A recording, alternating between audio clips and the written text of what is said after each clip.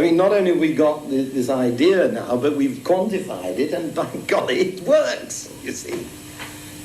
Now, this kind of thing was what set everybody alight, and everybody saying, my God, we're onto something. So they said, well, what is it? It's a science of control of some kind. But after all, let's remember that we've already said that control is a very trivial idea to think that control means beating people over the head or pulling levers. It's much more subtle than that. Does anybody see this word? That is Kubernetes, from which we get cybernetics. And it is the Greek word for a steersman. Now, this is a bit more sophisticated than beating people over the head. If any of you have ever read Homer, they were full of long ships. And you imagine the guy at the back of a long ship with a tiller, and he's trying to get over there, and there's a light burning, a lighthouse. They had those. So he's got to get there, and he's got the wind and the sea and the rain and everything bashing him. He hasn't got a computer. So how is he going to get through this mass of variables, we would call them, that we can't measure and can't compute because we don't know the equations?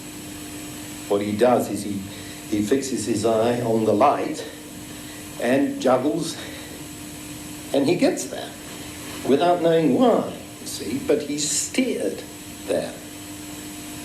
So Wiener and the guys said, this is a nice image.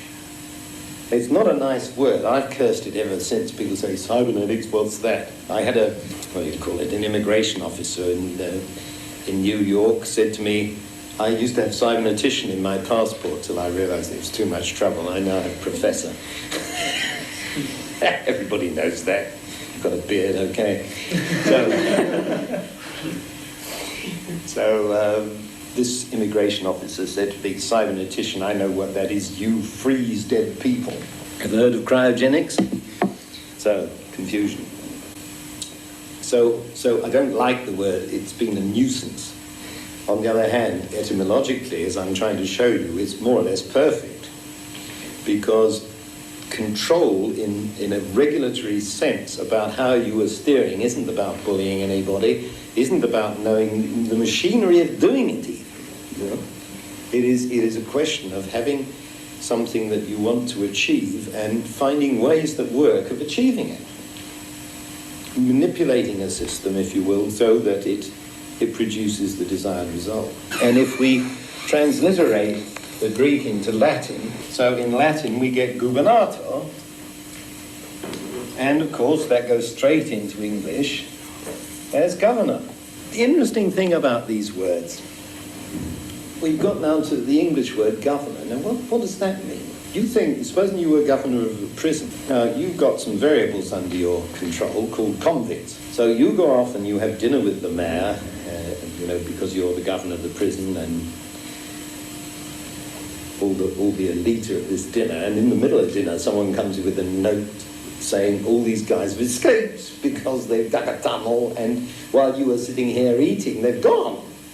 And we've set the dogs out across the moor after them, but we can't say what's going to happen. So you see, you've not got your variables under control, this kind of governor. Here is another kind of governor. Does that mean anything to you?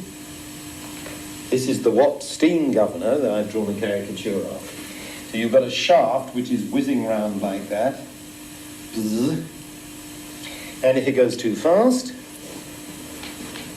centrifugal force drives these two weights out, which pulls this sleeve up, which cuts off the fuel supply.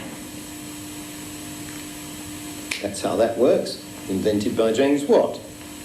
I think one of the earliest cybernetic inventions, because what this is doing, you'll notice, is keeping a runaway variable under control, like the convicts, but it brings it back into the control in the very process of it going out of control. It uses the fact of its going out of control to bring it back into control, and you can be going having another beer in the bistro, and it will work. Whereas you can't go and have dinner with the mayor and let your convicts escape.